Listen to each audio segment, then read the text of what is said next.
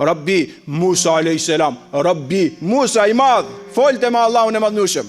Se ndalonte kjo që mos t'i kërkote falje për çdo gjë të vogël apo çdo gjë që ndodhte.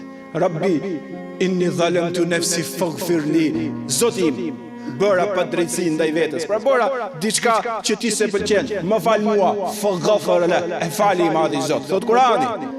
Dhe vazhdojmë se si përmendim do të gjithë profetët, ke Muhammed Mustafa alayhi salatu wassalam. Wallahi, ka thënë, pasha Allahun e madhnushëm. Kështu ka thënë, pasha Allahun e madhnushëm. I kërkoj falje atij çdo ditë 70 deri 100 herë. I kërkoj falje atij dhe pendohem nga ai 70 deri 100 herë.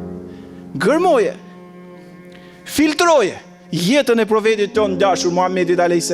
S'ke përgjet gjinafe, se ndalon të kjo nga edukata. Wa tubu ila Allahi xhemian ayyuhal mu'minun, thot Kurani, pendohuni të gjithë, profeta për kushdo qoftë, tek shënduesi i madh, o ju besimtar.